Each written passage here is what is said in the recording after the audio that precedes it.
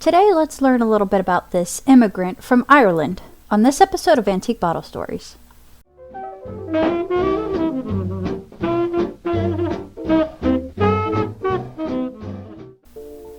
I like the challenge of trying to pull something out of the internet that no one else has found yet. And in this guy's case, there's not that many details to pull out of the internet. Doesn't seem like there's that many records for him. So here's what I've got. Thomas Scott was born in March 1827 in Ireland. About the age of 21, he heads over to America. He says he's a laborer. In the first census I find him in, it's the 1860 census. He's 32 here, and he's still a laborer. He's married to Margaret, and she's a dressmaker. I don't know who this other guy is who's living with them, but he's a bootmaker. Looking at the city directory the following year, he's still a laborer, but then the next year, 1862, he shows up as a bottler. So now we've got a beginning date for the bottling business. And here's 1865. He's bottling through the Civil War. The next census we come to is 1870. Thomas and Margaret are now in their 40s, and Thomas is bottling still, and someone's living with them that's also a bottler. And I'm going to go out on a limb and assume that this guy is working for Thomas. 1875 city directory shows a bunch of Thomas Scotts. At one point during this research, I thought he might have been the one that's the grocer. There's so many of them that I just had to stick to the one that says bottler.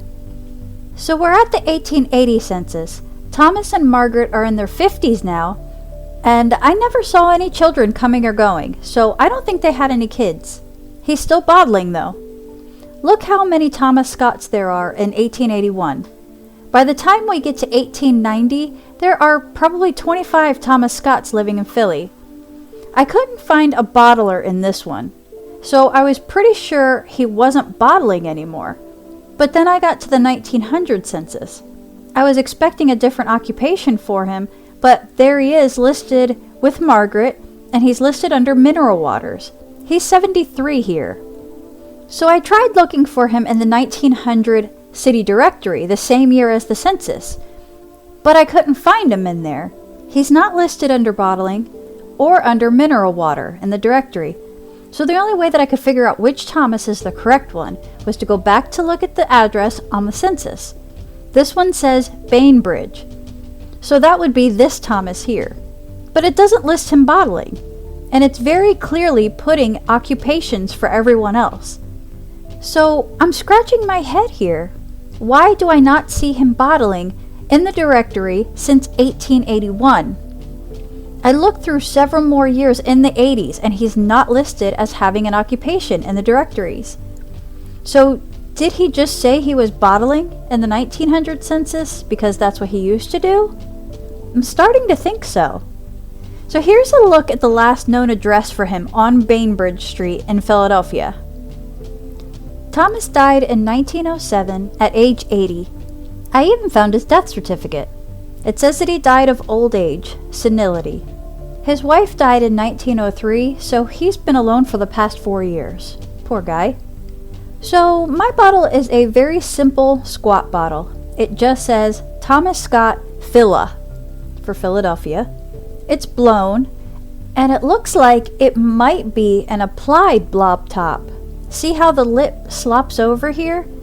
And look how it looks like it's ground smooth around the lip here. So we learned that he began the business in about 1862, and it probably ended around 1881, and we know that he bottled mineral waters. And that's it, guys. That's all I've got. That's all I could squeeze out of Ancestry. Newspapers.com turned up with nothing at all, along with Google, nothing. But we know a little bit more than we did when we started, right? That's all that matters. I hope you have a great day, and we'll see you on the next one. Thanks for watching.